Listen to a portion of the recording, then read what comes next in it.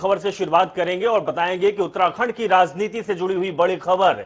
हरक सिंह रावत कांग्रेस में हो गए हैं शामिल। हरक की बहू अनुकृति भी कांग्रेस में शामिल हो गई हैं। दिल्ली में प्रियंका गांधी ने कराई है ज्वाइनिंग। तो बड़ी खबर आपको दिखा रहे हैं, हरीश रावत ने हरक को सदस्यता दिलाई है और फिर से कांग्रेस को बनाएंगे, कांग्रेस की बनेगी सरकार, कांग्रेस की सरकार बनाएंगे, ये बात कही है हरक सिंह रावत ने। 20 साल तक कांग्रेस के लिए काम किया है, ये बात हरक सिंह रावत ने कही है। तो बड़ी खबर आपको दिखा रहे हैं, उत्तराखंड की राजनीति में फिर से कुछ अलग देखने को मिला है। भारतीय जनता पार्टी से निष्कासित, 6 साल के लिए निष्कासित हरक सिंह रावत अब कांग्रेस में शामिल हो चुके हैं। तस्वीर भी हम आपको दिखा रहे हैं, हरीश रावत ने सदस्यता दिलाई है कांग्रेस पार्टी की। बड़े खबर हम आपको दिखा रहे हैं, हरक सिंह रावत अब कांग्रेस पार्टी के हो चुके हैं, कांग्रेस पार्टी में शामिल हो चुके हैं और साथ में उनकी बहू भी कांग्रेस पार्टी की सदस्यता ले ली है। तो बड़ी खबर आपको हम दिखा रहे हैं, उत्तराखंड की राजनीति की बड़ी खबर। और दिल्ली से बड़ी खबर आ रही है क्योंकि दिल्ली में सारे नेता मौजूद हैं। प्रियंका गांधी की मौजूदगी में हरक सिंह रावत ने कांग्रेस ज्वाइन की है।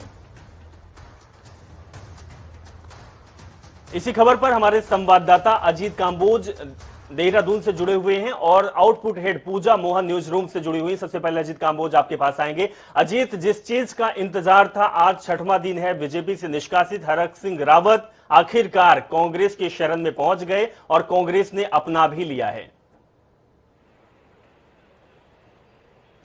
बिल्कुल अभिषेक, अगर हरक सिंह रावत की बात की जाए तो जितना लंबा इंतजार हरक सिंह रावत को करना पड़ा है कांग्रेस में एंट्री को लेकर, उससे ही ज्यादा कहीं इंतजार आम जनता को था कि आखिर हरक सिंह रावत कौन सा संगठन को ज्वाइन कर रहे हैं, उनकी राजनीतिक भविष्य क्या होने जा रहा है।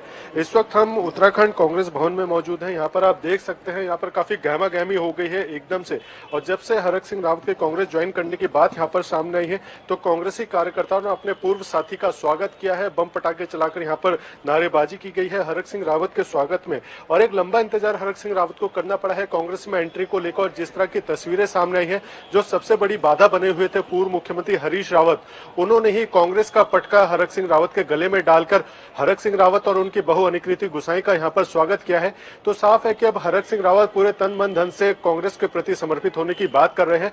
और साफ है कि कांग्रेस की लिस्ट अभी नहीं आई है, तो ऐसे में साफ समझा जा सकता है कि अब हरक सिंह रावत, उनकी बहू अनुकृति गुसाई को लेकर भी कांग्रेस कुछ न कुछ अच्छा समझेगी और किसी न किसी सीट से उनको अपना दावेदार घोषित करेगी। लजित, आप वापस आपके पास आते हैं। पूजा मोहन पांडे जी, आपसे समझना चाहूंगा कि राजनीति की क्या कोई सीमा नहीं है? विचारधाराओं पर राजनीति की बात करते हैं कि विचारधाराओं पर चल रही है, लेकिन जिस तरीके से राजनेता सिर्फ अपने सत्ता के लालच में कहीं भी चले जाते हैं, राजनीतिक पार्टियां भी वही कर रही है।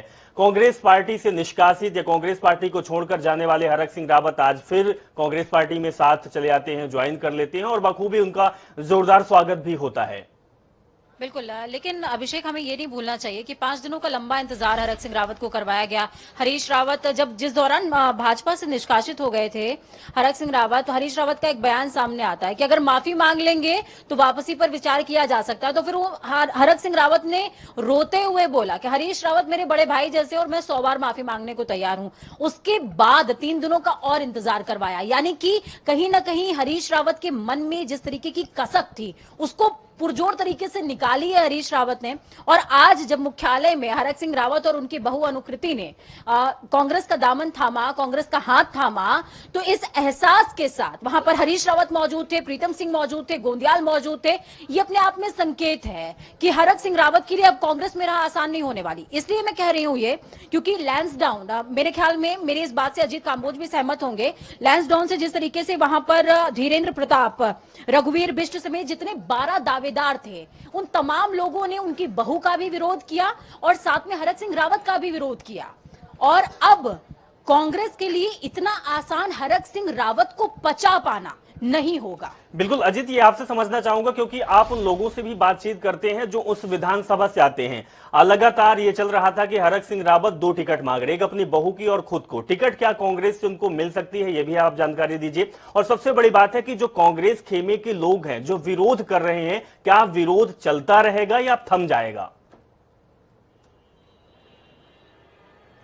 बिल्कुल अभिषेक, अगर उत्तराखंड की बात की जाए तो हरक सिंह रावत एक बड़ा नाम, बड़ा कद रखते हैं उत्तराखंड की राजनीति में, और इसी के चलते भाजपा संगठन में जो लगातार दबाव बना रहे थे। पहली बात आ रही थी कि वो 2 सीटों पर टिकट मांग रहे हैं, एक लैंसडाउन और एक कोटद्वार, और एक तीसरी सीट की भी लास्ट में बात निकलकर सामने आ रही कि रुद्रप्रयाग को लेकर भी वो दबाव बना रहे कि कम से कम 3 सीटें हरक सिंह रावत और परिवार को दी जाए। तो जिसके चलते उनका विरोध लगातार हो रहा था भाजपा संगठन में, और इसके चलते ही उनको बर्खास्त होने जैसी स्थिति का भी सामना पड़ा। और अब साफ समझा जा सकता है कि लगभग 5 दिन का इंतजार करने के बाद आज कांग्रेस में हरक सिंह रावत की एंट्री हुई है अपनी बहू अनुकृति गुसाई के साथ। और जिस तरह की जानकारी सूत्र दे रहे हैं, उत्तराखंड कांग्रेस में हरक सिंह रावत की एंट्री जरूर हो गई है, लेकिन उनका वो कद, वो रुतबा उत्तराखंड कांग्रेस में कायम नहीं रहेगा जो उनका पहले होता था। साफ समझा जा रहा है कि अब जो टिकट मिलेगा वो केवल अनुकृति गुसाई को एक यहाँ पर प्रेफर कर सकती है उत्तराखंड कांग्रेस।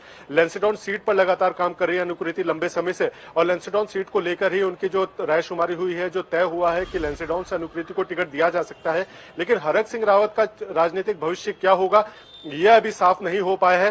3 से 4 सीटें ऐसी हैं जहां पर वो अपनी दावेदारी जता रहे हैं। इसमें केदारनाथ है, राजधानी देहरादून जी जी पूजा जी, आप कुछ कहना चाहते हैं? मिल रहा है लैंसडाउन में अजीत, जिस तरीके का विरोध देखने को मिल रहा है, वहां पर जो 12 दावेदार हैं वो पहले से ही लगातार विरोध जताते चले आ रहे हैं।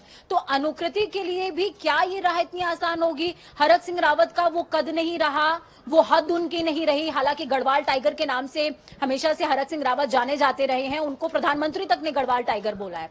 लेकिन अनुकृति के लिए भाजपा से निष्कासित होने के बाद हरक सिंह रावत के क्या लैंसडाउन में भी राह उतनी आसान नजर आती है? मेरे ख्याल में तमाम दर्शक समझना चाहेंगे, अगर आप इसको साफ कर पाएं तो।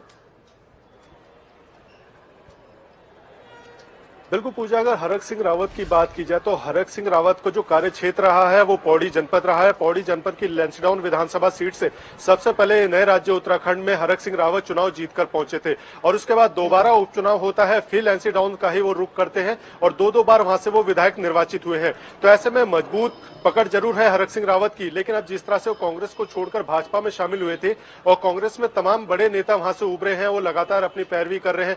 कांग्रेस का जो पैनल तैयार हुआ है उसमें लगभग 1 दर्जन नेताओं ने अपने नाम जोड़े हैं। तो कहीं ना कहीं अनुकृति के लिए इतनी आसान राह नहीं होगी कि वो लैंसडाउन सीट से मनमाफिक तरीके से चुनाव लड़ सके। अब वो कांग्रेस में शामिल जरूर हो गई हैं। एक जो सूत्र जानकारी दे रहे हैं कि लैंसडाउन सीट से अनुकृति को टिकट पक्का भी समझा जा रहा है, लेकिन जब लिस्ट फाइनल होगी, जब लोग बैठेंगे, क्या वो एक्सेप्ट कर पाएंगे तमाम कांग्रेसी नेता अनुकृति को, जो आज दोपहर में कांग्रेस में शामिल होती है? और बिल्कुल अजीत, आपने बहुत अच्छी बात कही है, क्योंकि राजनीतिक जो दल होते हैं वो तो राजनेताओं को अपना लेते हैं, लेकिन जनता सब कुछ याद रखती है, और इसका खामियाजा हरक और कांग्रेस को भुगतना भी पड़ सकता है। बहुत बहुत शुक्रिया अजीत, हमारे साथ जुड़े। पूजा मोहन पांडे जी, आप भी हमारे साथ जुड़ी, अपनी बात रखी, बहुत बहुत शुक्रिया।